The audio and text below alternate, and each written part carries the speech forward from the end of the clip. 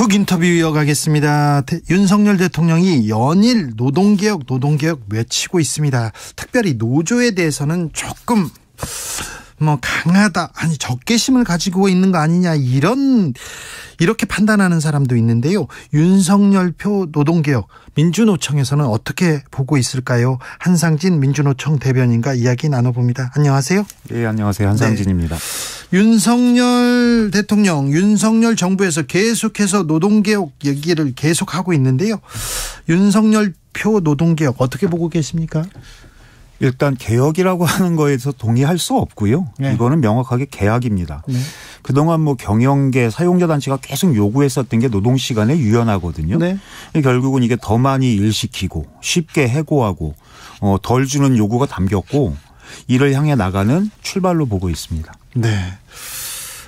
주 52시간, 이 노동시간을 최대 69시간, 80시간까지도 일할 수 있도록 만든다. 이게 가장 중요한 부분인 것 같은데요. 이 점 어떻게 보십니까? 어떻게 해석해야 됩니까? 일단 안타까운 부분은 뭐냐면 한국의 법정 노동시간은 주 40시간입니다. 그러게요. 그리고 연장해서 52시간 못 넘게 돼 있는데, 이게 지난 대선 선거운동 기간부터 어느 순간인가 한국의 노동시간이 그냥 주 52시간이 그냥 돼버린 거예요. 예. 거기에다가 최근에 이제 발표된 걸로 하면, 우리 지금 진행자께서 69시간 말씀하셨는데, 그 권고한 대로 하면은 주당 90시간 넘게 일할 수 있습니다. 예. 심지어는 직장갑질 119라고 하는 단체에서 이게 90.5시간 가능하다 했더니 이정식 고용노동부 장관이 아니다, 그건 너무 과장됐고 80.5시간이다라고 얘기를 하는 거예요. 80.5시간. 네. 그러니까 지금 아시는 것처럼 과로사 기준이 주당 60시간이거든요. 아니, 80시간을 일하면요, 일요일 빼잖아요. 그러면 하루에 몇 시간씩 일해야 돼요? 이게 말이 안 되는 거예요. 거기에다가 야간 노동할 수밖에 없습니다. 이렇게 되면 야간 노동이 발암물질 2급이거든요. 결국은 노동자들 생명, 안전, 건강 이거 다 해쳐지게 되고, 또 핵심적인 부분은 노동시장 이중 구조를 이야기하는데, 이게 그것을 없애는 게 아니라 이걸 더 벌려놓을 수밖에 없어요. 왜냐하면 작은 사업장, 중소영세 사업장하고 노동조합 밖에 있는 노동자들한테 이 피해가 직격탄으로 올 겁니다. 네, 주 52시간을 일한다. 그러면 일주일에 5일 일할 경우 하루에 10시간 이상인데, 수도권에 있는 분들 거의 출퇴근 시간 합하면 2시간, 3시간, 4시간 되는 사람도 있거든요. 저도 2시간 출근하고 2시간 퇴근하고 그런 직장 생활을 했거든요. 그걸 합하면 너무 많이 일하는데, 우리나라 노동자들 너무 많이 일하는데 더 많이 일해야 된다. 이걸 노동개혁이라고 볼 수 있나? 이건 좀 의문이 됩니다. 그래서 제가 개혁이라고 말씀드렸고요. 정부에서 중간에 11시간 휴게 시간을 둔다라고 했는데, 아까 말씀하신 것처럼 출퇴근하는데 기본적으로 2-3시간 걸려요. 예? 거기다 밥 먹고 뭐하고 그러면 실제로 쉴 시간이 없는 거죠. 어제 국민의힘 이미자 의원께서 한국노총 출신입니다. 이분이 저희 방송에 출연해가지고 더 일하고 싶어하는 노동자에게 선택권을 준다, 그런 정책이다 얘기하던데, 이 설명은 어떻게 보십니까? 저도 어저께 그 방송 나중에 들었는데요. 그러니까 소위 노동운동 했다는 분의 입에서 나올 얘기는 아니다. 실제로 노동자들이 자신의 안전과 생명에 막대한 영향을 주는 거 알면서도 더 일을 하고 싶어 해요. 근데 이유가 뭐냐면 이게 임금하고 관련이 있기 때문입니다. 그렇죠. 우리나라 임금 자체는 아직도 저임금 구조이고요. 그 구조에서도 기본급 비중이 낮고 수당과 상여 비중이 상당히 높은 게 기형적인 구조거든요. 그게 문제예요. 예. 그래서 특근 안 하면, 야근 안 하면 너무 쥐는 돈이 적으니까 그렇게 맞습니다. 해달라고. 그러니까 노동자들이 정말 위험한 거 알면서도, 가정에 되게 위험한 거 알면서도 스스로 노동을 요구하는 상황인 거죠. 이거를 알고도 그런 얘기했던 문제고, 모르고 있었으면 더 심각한 겁니다. 윤 대통령 노동개혁의 핵심으로 노조 부패 척결해야 된다, 이 얘기했던데, 네. 이 얘기 어떻게 들으셨습니까? 노조 부패가 많습니까?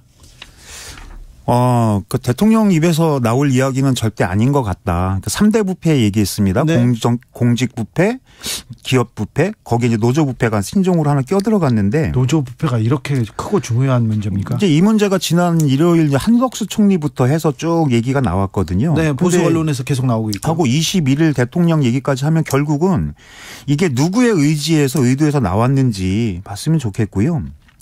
이러다 보니까 이분들 지난번 화물연대 투쟁 때문에 제가 출연했었는데 막 강경하게 대응하고 하면서 그냥 지지층들 결집하고 지지로 올라가는 효과를 봤거든요. 중요합니다.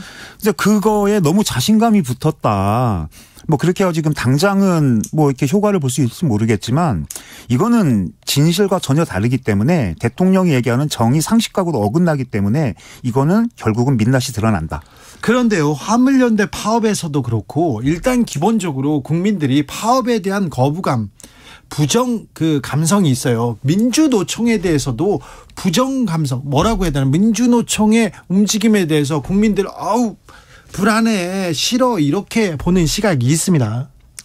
항상 말씀드리지만 저희가 뭐 다 잘한 건 아니기 때문에 뭐 좀 더 열심히 노력해야 될 부분도 있긴 하지만 기본적으로 대한민국 국민들은 흔히 이야기하는 노동 기본권에 대한 이해가 상당히 좀 적습니다. 네. 예를 들어서 이제 유럽이나 저희가 선진국들 이야기하는데 선진국들에서 바라보는 이 노동자들의 파업 뭐 이런 쟁의들과는 이게 많은 시각 차이가 좀 있어요. 예.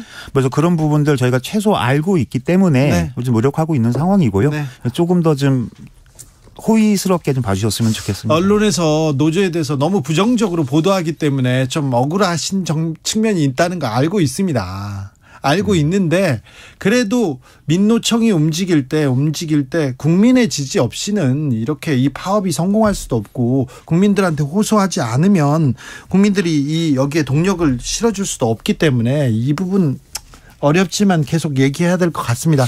네, 그래서 한 말씀만 좀 드리면 대한민국의 노조 조직률이 한 14% 되거든요. 노조 조직률이 14%면. 예. 그러니까 근데 민주노총은 그래도 노동조합으로 묶여 있기 때문에 네. 예를 들어서 뭐 불이익이나 이런 것들을 최대한 막아낼 수가 있어요. 예. 그런데 85%의 노동자들은 그렇지 못하거든요. 예.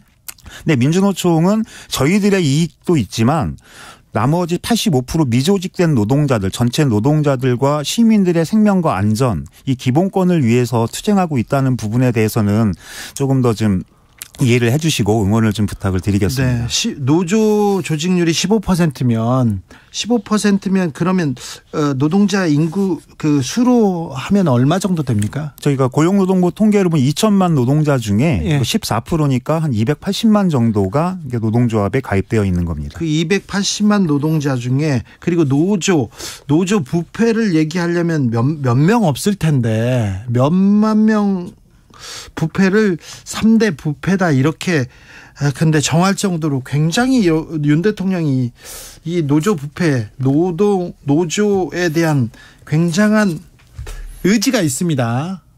이 부분은 어떻게 봐야 됩니까? 다분히 의도적인 거라고 보여지고요. 예. 노동조합 콕 찍어서는 민주노총이겠죠. 예. 민주노총이 마치 되게 부도덕하고 부정의하고 이런 집단으로 계속 부풀리고 그래서 그것들 사이에 시민들과의 거리감을 높여내고 그러다 보면 정권으로서는 자신들의 반대하는 가장 거대한 저항 세력 하나를 제거하게 되는 거거든요. 네. 그런 의도에서 보여지는 것이고 그러다 보니 최근에 좀 이따 다시 보강을 해드리겠지만 회계 이렇게 논란 이런 얘기들을 끄집어내시더라고요. 노조의 회계 투명성 강화, 회계 불투명성 계속 얘기하더라고요. 이건 설명해 보시죠. 예, 일단 사실과 전혀 다르다. 마치 대한민국에서 민주노총이 수천억 원씩 받고 예. 그걸 갖다 저희 맘대로 쓰고 이런 것처럼 해석을 하고 하는데 그런 보도도 나왔더라고요. 실제로 민주노총은 저희가 지금 정동 경향신문사 건물에 입주해 있는데 거기 입주해 있는 임대보증금 약 30억 외에는 정부로부터 10원 한 푼 받지 않습니다. 왜냐하면 노동조합은 자주성이 생명이기 때문에 외부에서의 자금이나 이런 것들이 들어오게 되면 결국은 결정적인 순간 무엇을 판단해야 하는 순간에 그것을 자주적으로 조합원들의 입장에서 제대로 설명할 수 없기 때문에 저희는 정부의 지원을 일제 배제하고 있고요. 그래서 오로지 조합원들의 이제 가맹비만 가지고 하는데 또 그것도 불투명하다? 그럼 말이 안 되는 거예요. 정말로 궁금한 사람은 조합비를 내는 조합원들이 가장 궁금해야 하잖아요. 네. 근데 정부에서 10원짜리 하나 안 주면서 무슨 근거로 장부를 깔아 이런 이야기를 하시는데 제가 이거를 갖고 왔습니다. 이게 저희가 매년 정기 대의원 대회 자료집이고요. 여기에 보면 올해에도 마찬가지로 2월 달에 있었던 대의원 대회에서 저희가 모든 결산 내역을 다 공개를 합니다. 그냥 저희가 하는 게 아니라 두 번 대의원 감사위원들이 3주 1년에 한 달 반 정도를 계속 저희 장부만 들여다보면서 이걸 가지고 조합원들한테 공개하고 보고를 해요. 심지어는 누구든지 요청하시면 확인하실 수도 있고. 근데 어떻게 이게 깜깜이 회계가 되겠습니까? 의도적인 흠집내기다. 알겠습니다. 화물연대 파업 소식 좀 물어볼게요. 화물연대 파업을 철회하면 대화하겠다 했는데 정부와 화물연대 간의 대화 열리지 않습니다. 예, 제가 지금 조금 전에도 들어오기 전에 확인을 했는데요. 오늘까지도 이봉주 위원장 지금 12일째 파업 처리하고 단식하고 있는데 오늘까지도 국토부, 정부에서는 한마디 대화 제안이 없습니다. 이봉주 위원장이 대화하자 얘기했습니까?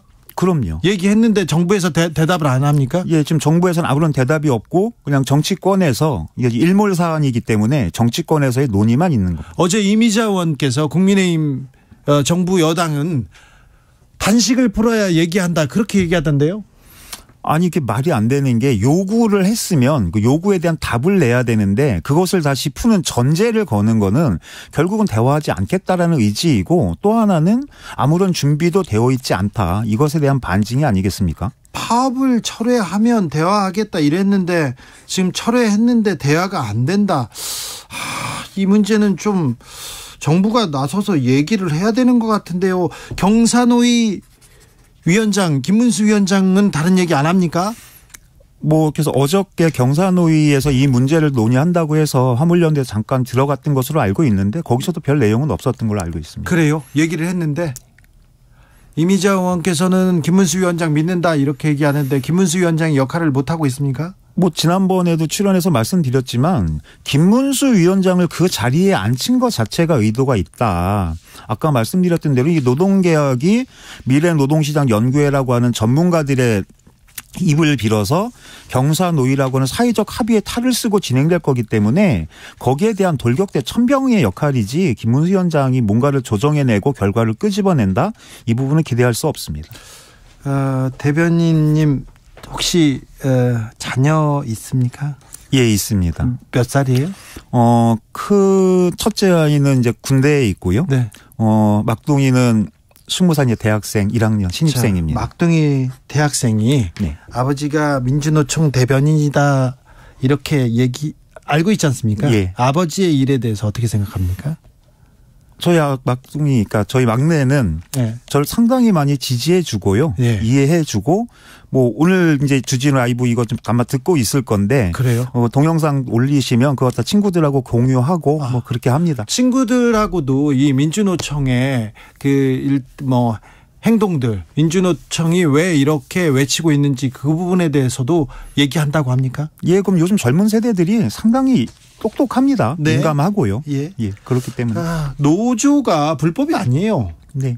파업도 불법이 아니고 당연한 권리인데 우리 사회에서는 노조 파업하면 일단 기본적으로 조금 색안경을 끼고 보는 시각이 있습니다. 또 그걸 이용하려는 정치 세력들이 있고요. 그래서 점점 어려워집니다. 점점 노조 활동하기 어려워지는데 어떤 생각 드세요? 이 연말에? 그러니까 저는 역으로 네. 지금 상당한 위기이지만 기회라고 생각을 합니다. 지금 아까 화물연대 말씀도 하셨고 했는데 지금 세계적인 추세는 일하는 사람 모두를 폭넓게 노동자로 규정을 해요. 노동자죠. 예, 근데 우리만 그렇게 하고 있지 않습니다. 하고 정말로 책임 있고 권한 있는 원청 사장들이 교섭할 수 있게 권리를 열어주는데 우리만 그렇게 하고 있지 않아요. 근데 이것이 내년도에 경제 위기 상황하고 맞물려 가면서 정말로 정부가 노동자 시민을 보호하는 것이 아니라 재벌과 땅 부자, 집 부자들만 보호한다라고 하면 그것을 지킬 수 있는 힘이 어디에 있고 그것을 외치는 사람들이 누구이고 국민들께서 아시게 될 것이고 저희도 그것들을 위해서 열심히 노력을 하기 때문에 네. 상황은 언제든지 동전의 양면 같아서 반전될 수 있다라고 봅니다. 노조가 있는 회사는 노조에서 사장님한테 이제 상무님한테 이사님한테 이렇게 하면 안 돼요. 더 이렇게 일 시키면 안 돼요. 말할 수 있는데 노조가 없는 회사에서는 사원이 사장님한테 가가지고 사장님 나빠요. 이렇게 얘기하기 쉽지 않거든요. 그런데 노조가 다수 노동자들한테 지지를 못 받는다. 이거는 굉장히 좀 안타까운 현실입니다. 그런데요, 여기서 화물연대 파업이 끝나고요, 화물연대에 강경 드라이브를 걸었던 이 정부, 원희룡 국토부 장관을 비롯해서 이번에는 정부가 건설 노조를 상대로 전면전 펼칩니다. 이건 어떻게 봐야 됩니까? 뭐 예견된 스토리라고 보고요. 그래서 공정위를 앞세워가지고 들어오는데, 공정위는 아시다시피 재벌 비리 이것들 뭐 감시하고 그렇죠. 하라고 하는 건데 노동조합한테 들어오거든요. 그 의도가 너무 뻔합니다. 악의적이거든요. 그렇기 때문에 아까 말씀드린 노조법이 개정이 필요한 겁니다. 한상진 민노총 대변인이었습니다.